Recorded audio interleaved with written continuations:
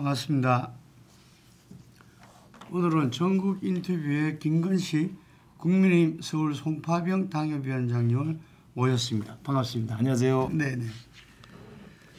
어제 드디어 43일 비상계엄 43일 만에 윤석열 대표 체포영장이 집행되었습니다. 네. 어떻게 보셨습니까?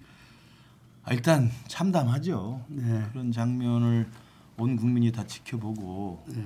또 외신에서도 다 관심을 집중했고 그래서 어쨌든 헌정사상 처음으로 현직 대통령이 체포되는 장면이었기 때문에 찬성하는 입장이든 반대하는 입장이든 대한민국의 국격이나 대한민국의 체면이 사실 말이 아닌 게 된 거고요. 뭐 이유와 원인과 책임을 따지자면 또 닭이 먼저인지 달걀이 먼저인지 또 끝없이 논란이 될 거니까 그 이야기는 안 한다 하더라도 저는 개인적으로 그 체포와 관련해서는 대통령이 자기 확신을 가지고 계엄을 했다 하더라도 정당한 법 집행과 수사 과정에는 법치의 최고 책임자가 대통령 아니겠어요? 법을 지키는 국정의 최고 책임자가 대통령이기 때문에 법에 의한 정당한 수사에는 몸소 응해주는 것이 그리고 그 절차와 과정에 자신의 할 말을 하는 것이 맞다고 보는데 그걸 이제 거부하는 바람에 또 공수처가 또 강대강으로 현직 대통령을 체포하려는 또 과한 욕심으로 이런 모습까지 결국 온 거죠. 저는 그래서 모르겠습니다. 요즘에 하도 우리나라 정치 국면이 너무 강대강이 극과 극이 부딪히는 상황이라 우리 폴리뉴스와 김건식 같은 사람이 설탕이 별로 없다 이런 생각이 들고 네. 그럼에도 불구하고 결과적으로 참담한 장면이었고 그리고 또 하나 그래도 긍정적으로 본다면 불상사 없이 진행이 됐다는 점 그리고 체포가 되기 전에 계속 체포를 하러 가네 뭐 저항하네 이런 시국이 한 일주일 지속되면서 사실 우리나라 자체의 불확실성이 커졌거든요. 그러나 일단 어찌됐든 종결은 일단 됐다. 수사의 시작은 됐다. 뭐 그런 면에서는 조금 이제 윤석열 대통령에 대한 관심과 논란은 좀 뒤로 할 필요가 있지 않나. 이제는 헌재는 헌재 시간표대로 가는 거고 또 수사기관 또 수사와 또 기소와 재판은 또 그대로 가면 되는 거고요. 또 마찬가지로 이재명 대표의 고등법원 대법원 시간도 그냥 시계가 가면 됩니다. 이제는 거기에 대해서 빨리 해라 늦추자 네가 나쁜 놈이다 내가 나쁜 놈이다 이렇게 해서 싸워서 멱살 잡아서는 더 이상 나라가 제가 볼 때 제 꼴로 가지기 힘들다는 생각이 들어요. 전국에 좀 전환이 필요하다. 네, 이제는 좀 계엄 이후에 진행됐던 그 혼란스러웠던 이 막가파식의 대응들이잖아요. 민주당은 오로지 이재명 대표 대법 판결 나기 전에 대선해야 되니까 그 당리당략으로 총리도 탄핵하고 헌법재판관 임명 강요하다가 부총리까지 협박하고 뭐 이런 거 아니겠어요? 내란죄 빼고 이런 게 다 국민들이 다 알죠. 그리고 또 한편 우리 당 지도부는 또 어떻게든 시간을 끌어서 윤석열이 아웃될지 모르지만 이재명도 내가 끝까지 물귀치처럼 죽이겠다. 그래서 헌법재판관 임명해서는 안 된다. 계속 늦추고 또 대통령이나 대통령 변호인 측도 어떻게든 법에 관련된 여러 가지 시비거리를 찾아서 계속 미루고 하는 거 아닙니까? 이건 시간을 늦춰서 이재명도 같이 잡아 죽이겠다는 거거든요. 이게 당리당략이죠. 이제 그런 거 하지 말고 국민들이 다 합니다. 이제는 대통령은 대통령의 시간표대로 가고 이재명은 이재명의 시간표대로 가고 이제 제발 우리 국민의힘은 그 둘 사이에서 끼어가지고 극단적인 말도 안 되는 주장하지 말고 좀 띄어내서 좀 보냅시다. 보내고 새로운 정치를 했으면 좋겠다는 말씀드려요. 근데 이제 국민의힘이 우리 국민들은 지난 박근혜 탄핵을 겪었잖아요. 예. 겪었는데 이번에는 사뭇 다르다. 네. 예를 들면은 당시에 여당이었던 새누리당 같은 경우에서는 그때 국회 탄핵 소추에 이 국회의원 전체로 보면 234명이 찬성할 정도로 새누리당의 반 정도가 그걸 해가지고 실제로 그 이후에 그런 혼란과 불안은 없었어요. 근데 지금은 이 불과 12분 이렇게 모유 기금 23표 3명 정도만 그 이탈했고 85명이 반대를 했잖아요. 그래서 저도 그때 상당히 이건 좀 다를 수 있겠구나 생각을 했는데 최근에 보면은 그런 혼란 와중에 국민의힘과 민주당 정당 지지율이 네네. 거의 비슷하게 지금 네. 올라간 상황이거든요. 네. 이 상황을 어떻게 봐야 되나 이게 상당히 중요할 것 같아요. 맞습니다. 지금 지적하신 그 부분이 2016년 탄핵과는 좀 사뭇 다른 결과인데요. 이 부분을 정확히 봐야 된다고 봅니다. 이게 일종의 착시 효과가 있고 잘못 분석하면 잘못된 길을 가게 됩니다. 그래서 지금 말씀하신 그 차이점이 저는 두 가지라고 봐요. 보니 첫 번째는 2016년 탄핵 국면을 겪으면서 우리 당 국회의원분들은 보수 괴멸을 걱정하는 게 아니라 말로는 보수 괴멸 이야기하지만 속으로는 어떻게 생각하냐면 슬기로운 탄핵 생존법을 찾는 거예요. 그때 2016년을 보십시오. 김무성 대표랑 바른정당 만들어 나가서 한 60 몇 명이 분당에 나가서 탄핵을 찬성했다가 나중에 이분들 어떻게 됐습니까? 광야의 허벌판 가서 개판 됐잖아요. 다 죽어나갔습니다. 유승민 지금도 저러고 있고. 그러니까 그걸 지켜본 영남에 뿌리를 둔 국회의원들은 탄핵 국면에서는 아무리 민심이 드세도 거기 나서서 앞장서서 탄핵 찬성하고 그랬다가는 결국 다 죽는다. 그냥 조용히 우리 강성 지지층 콘크리트 지지층만 믿고 버티고 납작 엎드려 있으면 나중에 4년 뒤는 또 다르다. 그때 또 김근식 같은 놈 불러오고 함은경 불러오고 김능구 불러와서 또 중도로 해치하면 우리는 경상도에는 뭐 문제 없다. 그게 바로 슬기로운 탄핵 생존법이라고 제가 생각해요. 그러니까 이분들은 제가 볼 때 뭐 그분들을 제가 폄의하는 게 아니라 탄핵되면 보수가 괴멸당한다 이게 아니고 그건 이제 우리 당을 지지하는 우리 고정 지지층들을 향한 메시지고 본인은 개인적인 이해관계입니다. 내가 여기서 나서서 김상욱처럼 해봐야 지난 2016년에 봤는데 다 죽어나갔는데 조용히 입 다물고 있거나 그냥 우리 지역 민심만 잘 따르는 척하거나 그렇게 슬기로운 탄핵 생존법이 있는데 뭐하러 내가 나서니 저는 그게 제일 크다고 보고요. 두 번째 차이점은 뭐냐면 반 이재명 민심이에요. 그때는 이재명이라는 사람이 없었죠. 그리고 박근혜가 날아가도 또 안철수, 문재인, 뭐 홍준표 해서 또 경쟁을 할 만한 거예요. 그리고 반기문이 대안이 있었고 또 그렇죠. 그 전에 반기문이 끝까지는 안 갔지만 그렇기 때문에 사실은 그때 문재인이 이기긴 했지만 결과론적으로 보더라도 안철수하고 홍준표 합친이 훨씬 많았어요. 근데 지금은 이재명이라는 이 대안으로 딱 떠오르는 민주당의 고정불변의 후보가 국민들이 아무리 지금 계엄 이후에 화가 났어도요 40% 이상 주질 않아요. 그러니까 누가 봐도 이건 뭐 탄핵은 탄핵이고 그러나 우리 당이 잘만 그냥 버티고 가면 이재명 정도는 우리가 싸워서 이길 수 있겠다. 그리고 실제로 국민들 민심이 윤석열도 나쁜 놈이지만 이재명 더 나쁜 놈이다. 이런 민심이 광범위하게 퍼져 있습니다.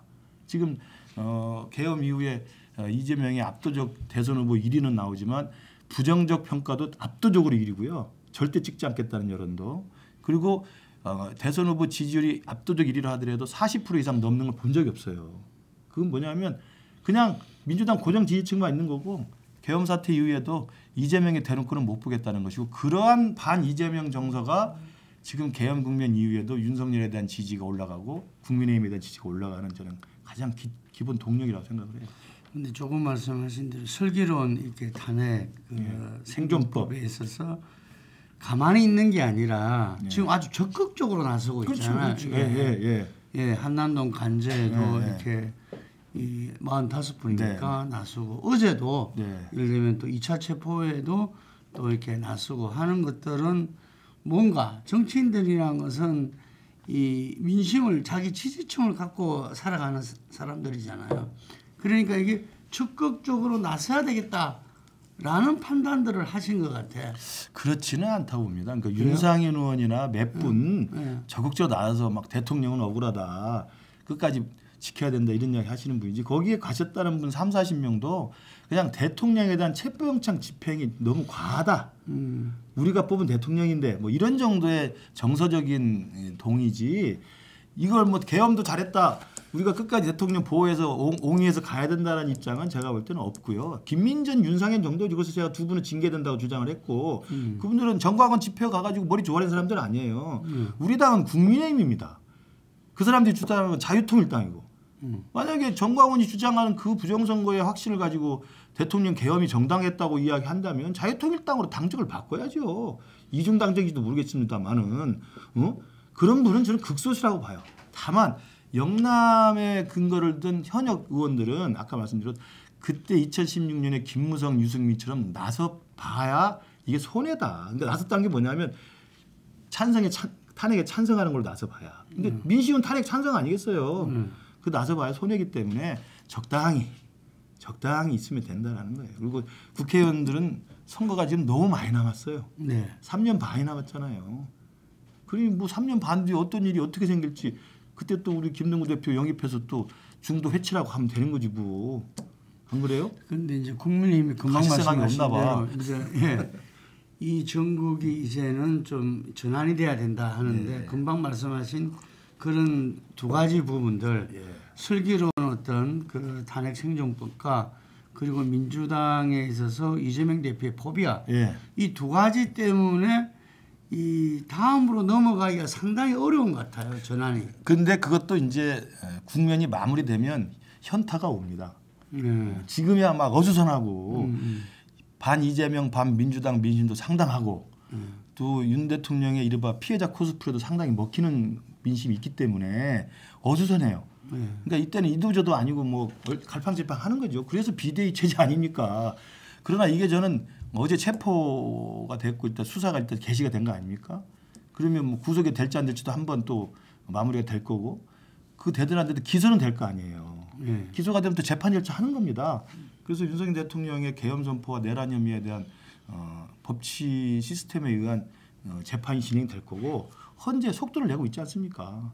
헌재도 저게 조만간 결론이 날 거 아니겠어요? 그래서 헌재 결론과 윤석열 대통령의 계엄에 대한 수사 프로세스가 진행이 돼서 딱 제 궤도에 올라가면요 마무리가 되죠. 마무리 이제는 뭐 그건 바꿀 수 없는 거니까. 전국전은 불가피하다. 아 그럼요. 현타가 온다니까. 현타가 오면서 우리 당에서도 이제 그만 눈치 보고 갈 길을 정해야 되겠다 생각을 하죠. 그래서 더 이상 계엄 옹호당, 뭐 부정선거 확신당 이런 걸로 같이 찍혀서 가가지고 무슨 대선을 치르고 내년에 지방선거를 치르고 모르겠습니다. 국회의원들은 3년 반 남았으니까 또 어떤 생각할지 모르겠지만 쉽지 않아요. 그러니까 현실을 인식하는 현타의 시간이 올 거다. 저는 그 부분이 이제 조기 대선이 가시화되잖아요. 그래서 대선 주자들을 중심으로 새로운 이 스탠스와 메시지 나오지 않을까 싶은데 어떻게 보십니까? 그러니까 그건 이제 탄핵도 일정 정도 마무리가 되고 대통령에 대한 사법 절차도 진행이 되면서 이제 더 이상 논란 시비거리가 없고 그렇게 되면 이제 일단 윤석열은 사라지는 거예요. 이재명은 남아 있는 거고. 그럼 우리 국민의힘은 윤석열이 일단 분리된 국민의힘으로 가야 된다는 게 제 일관된 주장이고. 그러면 이제 조기 대선을 준비된다고 한다면 우리 당이 저 이재명을 꺾을 수 있는 이길 수 있는 승리 전략을 짜야 되지 않겠습니까? 그렇다고 한다면 선거 대선에 나서고자 하시는 분들이 자기의 입장과 자기의 정치적 주장과 스탠스를 정하게 돼 있죠. 뭐 그런 분들이 그러면 윤석열이 잘했다고 하든지 아니면 윤석열은 이제 우리 당에서 분리해 냅시다.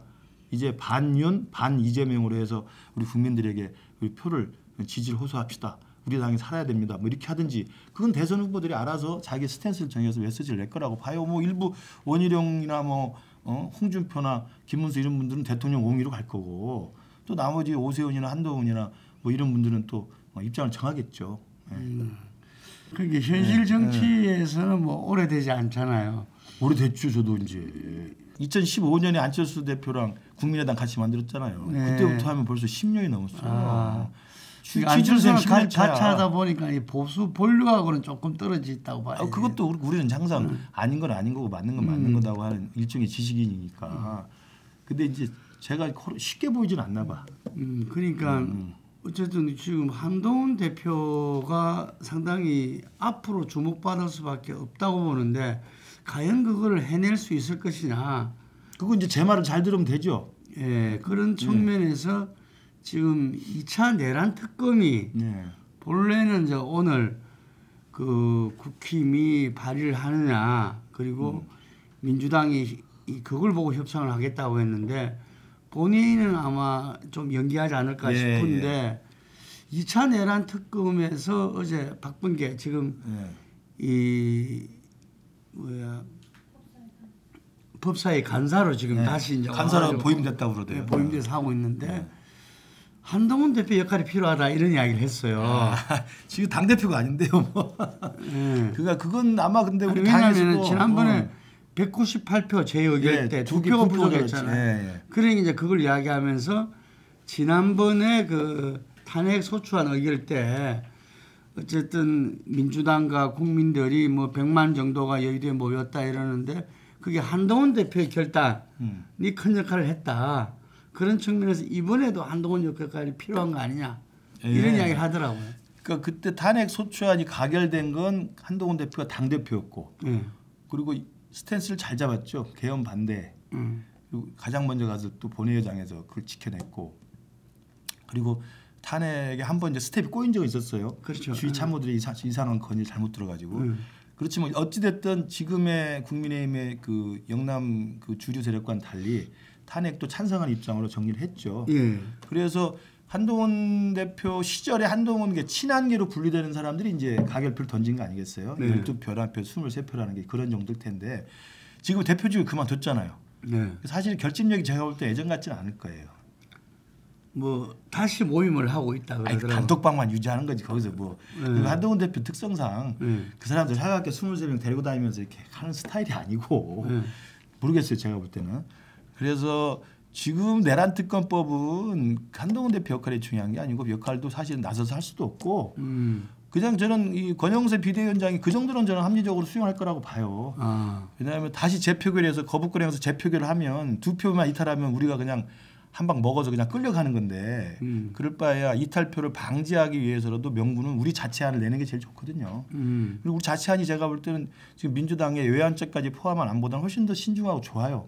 그러니까 저는 민주당도 표결하는 걸 좀 미루고 우리 당이 이번에 당론으로 아마 채택을 오늘 할지 모를지 모르겠는데 당론으로 채택을 하면 공식 발의가 되고 그럼 여야가 협상을 해서 뭐 추천 제3자 추천이라든지 시기 대상 인원 수사 대상 같은 거 이런 걸 합의하면 저는 합의가 가능하다. 왜냐하면 이제 우리 당도 이 개헌과 관련된 수사 과정을 깔끔하게 정리해서 한쪽에다 다 몰아줄 필요가 있어요. 그냥 중앙지검이 할래, 공수처가 할래, 뭐 국수본이 할래 어떻게 하겠어요. 이거 갖고 지금 난리 부르스인데. 그러니까 지금은 그 특검이 내란 특검이든 개헌 특검이든 민주당도 지금 자기들도 그렇게 할 수밖에 없을 거예요. 우리 당도 이탈표를 막기 위해서는 그걸 할 수밖에 없고 모르겠어요. 여기서 또 뭐 강대강이 부딪혀가지고 또 결렬될지 모르겠지만 결렬되면 사실은 민주당 안으로 200석이 나갈 수도 있거든요. 사실은. 그러니까 아마 권영세 지도부에서는 합리적인 안을 만들어서 협상을 가능하게 하지 않을까 좀 기대를 해봅니다. 강경파인 그 박범계 법사의 간사도 외환이나 내란 선동 이것도 협의할 수 있다. 그러니 그거 빼야죠 그건. 그런 이야기를 그렇죠. 하더라고요. 이게 협상 지도부의 원내 지도부의 전략적 유연성을 줘야 된다. 지금 그러니까 민주당의 원내 지도부가 개판이에요 제가 볼 때. 박찬대라는 분이 아무 생각이 없고 그다음에 밑에 박성준하고 김용민이 하는데 이 둘이 완전 강경파거든요. 이 사람들 운동도 안 한 사람들이 말이지 정말 뭐 나이 40, 50대에서 운동하는 것처럼 밀어붙이니 이게 안 되거든요. 모르겠어요. 그것도 저는 이재명 대표가 직접 다이렉트 전화를 해서 지시를 하는지 모르겠습니다만 뭐 외환 추가는 이재명이 직접 지시했다는 거 아니에요? 그러니까 이재명이 지금 너무 안절부절한 거죠. 그러니 국민들이 진절머리 나는 거죠. 어제 메시지는 뭐 괜찮은 것 같아요. 이제는 민생과 경제에 집중해야 될. 그 이야기를 뭐 우리가 한두 번 들었어요. 또 만약에 자기 스케줄대로 안 되고 뭐 아마 어제 그 공직선거법 2심 집중 심리한다니까 또 정신 없을 걸요. 그럼 또 어떤 무리수가 나올지 몰라. 이재명 대표는 어쨌든 이제는 좀 안정감을 주는 게 제일 중요하지 않겠어요? 진작 그랬으면 저렇게 지지율 그 천장에 걸리진 않죠. 근데 뭐 스타일이 안 돼요. 평생 이렇게 살아온 사람이라. 요거는 하나 좀 물어보고 싶은데요. 현재의 윤석열 그 변호인단에서 포고령 1호가 실수로 잘못 뺏겼다. 그 김용현 전 국방부 장관이 그거 좀 너무 옹색하지 않아요? 어떻게 보십니까? 옹색할 뿐만 아니라 참 폭소를 자아내게 하는 변론 내용이고 뺏겼다는 말이 말이 안 되는 게 거기에 의사처단 이야기가 나오잖아요. 전두환 때 박정희 때 거기에 의사처단이 거기 있었겠습니까? 뺏기려면 유신 때 포고력이나 5.17 때 포고력을 보고 뵙겠다는 이야기인데 정당 해상권이 있는 상태에서 그걸 그렇다면은 그 의사 처단이라는 이야기를 그 같이 넣을 수가 없는 거. 그럼 1항만 베꼈다는 건 그 너무 말이 안 되는 이야기죠. 그러니까 지금 그 헌재에서도 그 정영식 재판관이 지금 수명 재판관으로 참여를 하잖아요. 윤석열 대통령 임명한 사람인데 그 사람이 수명 재판관 참여하는데도 진행하는 걸 보면 이건 결론이 곧 날 거라고 저는 생각합니다. 제가 2차 준비기일 때 그 녹취본을 봤는데 정영식 재판관이 대단하더라고요. 보니까 칼 같더라고요. 그러니까. 판사만 평생 하신 분이고 아주 강직한 보수로 평가받는 분인데 이 심리가 지금 예정돼 있잖아요. 기일을 해놔놓고 지난 박근혜 때 준비기일 2번 하고 이 심리를 이렇게 여러 번을 했답니다. 그래서 민주당에서는 아마 2월 말 3월 초면은 끝날 수 있다. 이런 걸 이제 구체적인 그걸 횟수를 두고 이야기를 하더라고요. 그렇겠죠. 이게 이제 내란죄 부분을 민주당이 뺐기 때문에 그러니까 소추단 쪽에서 좀 계엄 선포 과정에서의 헌법 위반, 개헌법 위반 뭐 이런 정도만 심리를 하겠다는 거기 때문에 그거로도 중대한 헌법과 법률 위반으로 대통령직을 수행할 수 없는 파면 사유가 되는지만 판단하면 되는 거거든요. 이 형사재판하고 훨씬 다르잖아요. 그 박근혜 그때도 탄핵 그 의결서 보면은 그럼요. 간단하더라고요. 간단합니다. 헌재는 사법 시스템에서 형사재판과 비슷한 것 같지만 다른 게 이건 정치적 의미의 사법적 재판이에요. 그러니까 정치적으로 이 사람이 파면감이다 하면 파면하는 겁니다. 징계를 결정하는 겁니다. 징계를. 우리도 공무원 조직이나 회사 조직에서 이 사람이 나쁜 짓을 했다. 근데 경찰서 잡혀가가지고 수사받고 기소되고 재판받아서 판결되는 건 따로 있고 회사에서 따로 징계위원회를 열잖아요. 징계위원회를 해서 이거 이런데 이거 품위 손상한 것만으로 자를 수 있는 거 아니에요? 그러니까 그게 사람들이 좀 이렇게 잘 모르는 부분이더라고요. 예를 들면 그런 거예요. 헌재는 그런 겁니다. 헌재라는 것은 이 공직자가 직무를 수행함에 있어서 헌법과 법률을 중대하게 위반해서 더 이상 직무를 수행할 수 없다고 생각되면 파면하는 거예요. 간단한 겁니다. 사실 국민의힘에서도 대통령이 직무를 계속 수행하기는 어렵다고 다들 이야기한 거잖아요. 그럼요.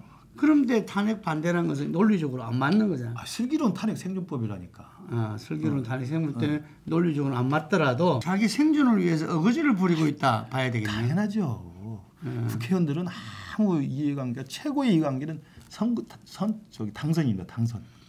그러면은 뭐 조기 대선이 가셔야 되는데 조기 대선이 저도 무슨 상관이 있어요. 자기 임기 3년 반이 남았는데 그때 가서 또 당권 진 사람하고 잘해서 공천만 받으면 무조건 되는 지역들인데. 근데 거꾸로요. 조기 대선에서 지면은 이재명 대통령이 탄생하면은 보수가 완전 괴멸될 거라는 그런 위협도 있잖아요. 그러니까 그런 생각을 진짜 하면 이재명이 당선되지 않도록 하는 게 우선 아니에요? 이재명이 당선되지 않도록 하려면 계엄을 옹호해야 됩니까? 계엄을 반대해야 됩니까? 답은 뻔해요. 근데 왜 그럴까? 이재명이 당선돼도 야당으로 끝까지 3년 반 하고 또 그때 가서 선거 치를 때 공천 받고 당선되면 된다는 생각이죠. 그러면은 그 국민의힘 전체적인 이 당을 갖다 어떠한 차원이 아니고 개별적인 차원으로 자기들 생존. 내가 탄핵 생존법을 말씀드렸잖아요. 수도권을 지역구로 둔 의원 당선자가 많으면 그렇진 않아. 그러니까 그때도 박근혜 때는 60몇 명 넘어갔던 게 수도권에 근거지가 좀 있었어요. 그러니까 수도권에서 당선된 사람은 저 같은 사람이 당선되려면 관저에 찾아가고 울고 엎드려 절하고 이럴 수가 없지요. 어떻게 그런 짓을 해요. 임명직이나 하려면 모를까.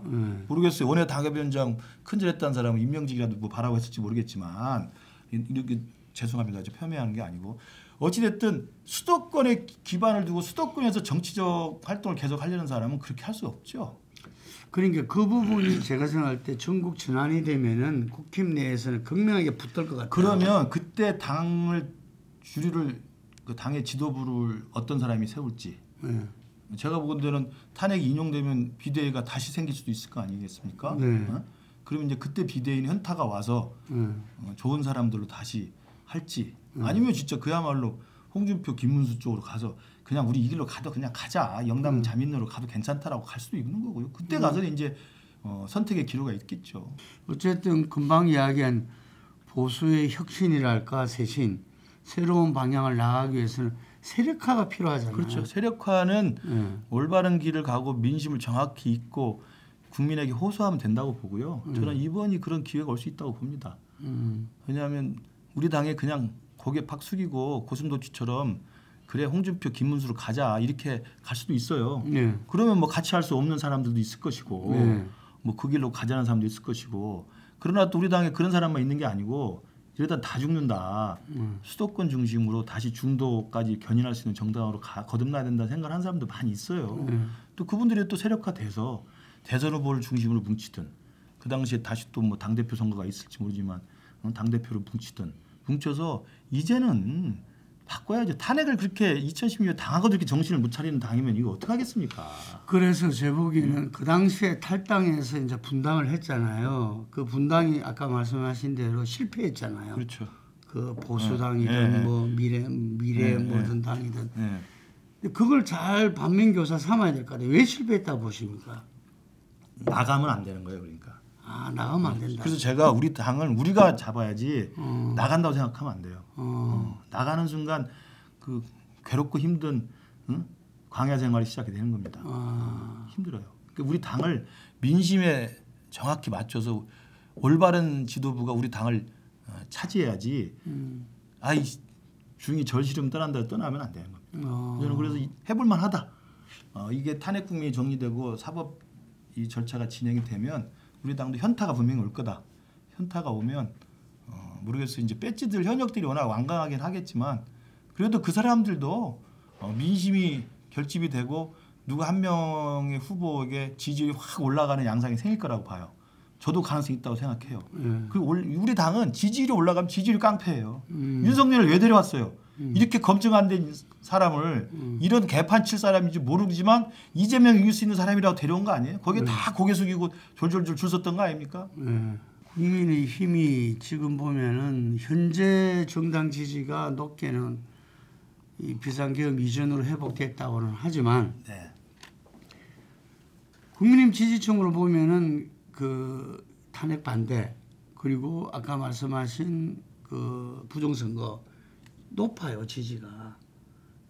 국민의힘 지지라고 답한 사람들 중에서 조금 높게 나오는 거죠. 그러나 전체 보수 자기를 보수라고 생각하는 분들에서는 높게 나오는 게 아니고 또 중도까지 포함하면 낮게 나오는 거고요.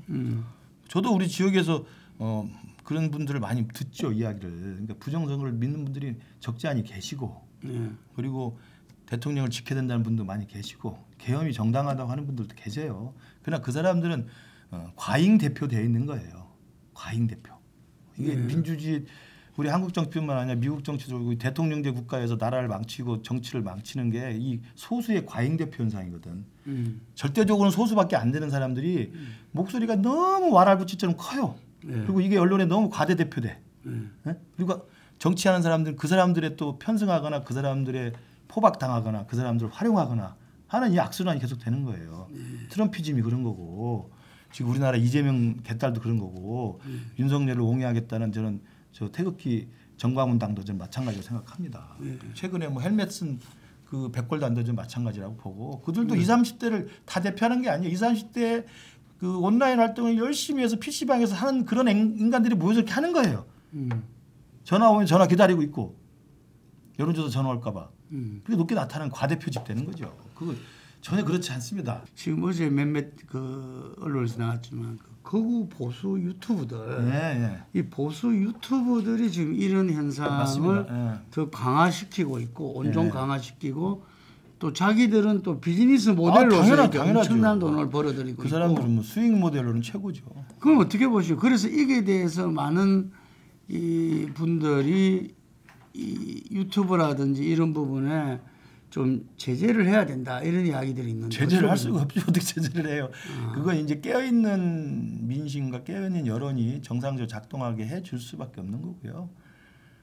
저도 이제 정치하는 입장에서 보면 유튜브의 이 득세라고 하는 변화된 언론 환경이 정치를 극단화시키고 있다고 봅니다. 과거에 아시지만 우리 정치라는 것은 아침 조간신문 가판하고 KBS 9시 뉴스 말고는 정치에 대해서 알 수 있는 게 없었어요. 그렇잖아요.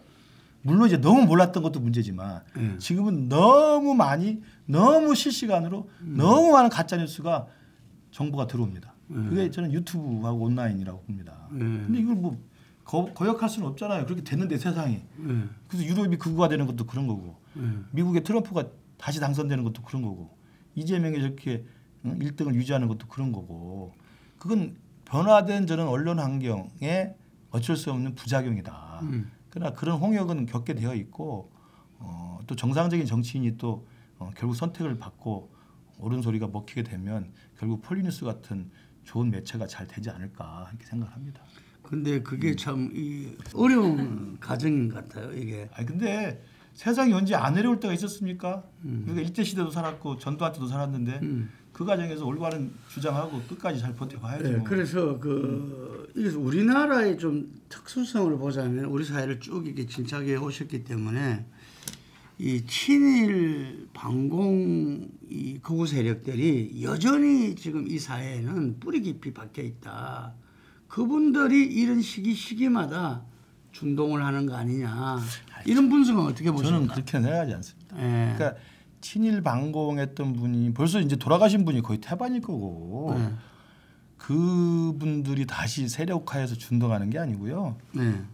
어디 나라나 어느 사회나 극우적 사고나 극좌적인 이 사람들이 있습니다. 근데 그 사람들은 소수일 뿐인데 왜 이게 이 형성에 대해서 일정한 세를 형성하냐면요. 이 아까 제가 말씀드린 그 언론 환경의 변화 속에서 너무나 많은 가짜 뉴스가 생산이 되다 보니까 거기에 혹해서 그 말을 사실로 믿는 사람들이 늘어나고 있는 거예요. 그러니까 저도 답답한 게 부정선거를 믿는 사람들이 답답한데 이분들하고 생각을 해보면요. 친일 반공 이 사람들이 아니고 저도 지역에 다녀오면 쫓아와서 손잡고 위원장님 정말 안타깝다고 이야기를 하는데 한 30분 논쟁을 해본 적도 있어요. 뭐냐면 아니 위원장님 이겨놓은 선거인데 저놈들이 다 부정선거에 뺏어간 건데 왜 억울하지도 않냐고. 그래서 아니 그게 말이 됩니까? 이렇게 설명하면 이분들은 저를 설득하려고 해요. 저를 설득하려고 해요. 여기서 이제 유튜브에서 여기저기 들은 이야기로. 그러면 그분들이 극우 친일 반공이 그게 아니에요. 정상적인 분들이에요. 오로지 오히려 나를 생각하는 거야. 아이고 너 안 됐다. 네가 돼야 되는데 남인순보다 네가 100번 나은데 저를 정말 생각해서 저에 대한 애정어린 마음에서 부정선거를 믿고 있는 거예요. 그런 거지. 친일 반공 세력으로 이야기하시면 그것도 제가 볼 때 프레임이에요. 프레임. 프레임이다. 네. 그냥 정상적인 분들이 맞습니다. 근데 이재명에 대한 그 강경한 분노 그리고 이 체제가 사실상 좀 좌파에 의해서 기울어진 운동장에 돼 있다는 생각으로 불안해하신 분들이 또 많고요. 또 실제로 그런 측면이 있고 문재인 5년 하면서 그래서 그런 불안감이 이재명한테 정권에 넘어가면 진짜 이게 좌파 사회주의 되는 게 아니냐라는 식의 우려를 극우 유튜버들이 계속 키우면서 이제 공산당이 어떻고 중국 놈들이 어떻고 부정선거에 중국인이 들어왔고 뭐 지금 백골당 이런 애들도 사실은 반미 친중에 반대해서 들고 일어난 애들이 많거든요. 실제로 20대 남자들은 그런 또 영향도 있어요. 또 여혐도 있고 뭐 안티팸도 있고 그 복잡한 그런 것들이 온라인에서 과대 포장되면서 그런 심리들 불안한 심리들 이렇게 몰아가고 있는 거죠. 저는 이제 조선일보 같은 경우를 봤을 때 조선일보가 처음에는 상당히 윤석열한테 비판적이고 이렇게 하다가 탄핵 중국이 들어오면서 오히려 스탠스를 바꾸고 지금 최근엔 좀 스텝이 좀 꼬인 것 같더라고요. 그죠? 그러니까 제 생각에는 칼럼은 논조가 그대로인 것 같고 근데 편집 국면에서는 편집 부분에서는 좀 오락가락하는 것 같아요. 그래서 조선일보야말로 아까 제가 말씀드린 우리 사회에 그 뿌리 깊이 있는 친일 반공 세력의 본산 아니냐. 아이고 그 잘 아시잖아요. 거기 멀쩡한 후배들이 더 많지. 왜 그러세요? 후배들이야 뭐 멀쩡히 있지. 아 그리고 거기 편집국장도 우리보다 10살 어린 애들이야. 소리 하는 거예요 지금. 근데 그 위에. 에이 그게 통합니까 요즘에. 방상훈 회장이 그냥 술 잘 먹는 거. 요즘 술도 못 먹잖아요. 이제 병 걸려서. 그걸 가지고 아니 저도 그분들을 잘 아는데. 그래. 하여간 거기 뿌리 깊이 있는 것 같아요. 정상적으로 돌아가고 단 신문사도 언론사도 수익을 내야 되잖아요. 독자를 확보해야 될 거 아니에요. 그러면 자기 신문을 기대하고 있는 독자에 부응할 수 있는 나름의 민감하게 보는 측면이 있죠. 그 정도지. 왜냐하면 민심이 요동치고 흔들리니까 야 우리 조선일보만을 바라보면서 조선일보 사설을 그냥 교과서 읽듯이 읽는 분들한테 그래도 좀 맞춰줘야 되는 나름대로 필요성은 있죠. 그 정도지. 그거 어떻게 친미 반공으로 그걸 몰고 가십니까? 잘 배우신 분이. 그래서 그 국힘에서 지금 활동하시는 것 같아요. 내가 보니까. 아, 무슨 소리 하는 거야 지금. 왜 말이 그렇게 가요 지금. 저는 DJ로부터 시작해서 노무현과 생각을 같이 한 그 대북 정책을 했지만 친노 애들 꼴보기 있어서 제가 이놈들은 아니다. 그놈들의 그 기술자적인 그 교활함을 다 봤기 때문에 그래서 저는 안철수랑 함께 나와서 제3지대에서 국민의당을 만들었고 그때 안철수의 동력이 상당했잖아요. 39살까지 했잖아. 근데 안철수의 그 내공이 없음이 그대로 드러난 거 아니에요? 이 무능하고 실력 없는 이분을 같이 했다가 저는 아닌 건 아닌 거니까 이분도 아니다. 도저히 같이 할 수 없다. 그러니까 저를 다 어려워하더라니까. 안철수도 버리고 제가 나왔죠. 나와서 이제 그 박형준 교수랑 그래서 2020년에 미래통합당 제가 혁신통합 추진에 만들어서 국민의당 사람들 거의 다 데려왔습니다. 그때 데려와서 미래통합당 만들고 국민의힘 만들었자 같이 했잖아요. 같이 했는데 여기 와서도 보니까 윤석열까지도 아 그래 이재명을 막아낼 수 있는 사람이라면 해보자 해서 윤석열 제가 캠프 때부터 도왔던 거 아닙니까? 근데 겪어보니 아니야. 말도 들어 처먹지도 않고. 그래서 결국 저는 반윤 비윤으로 간 거죠.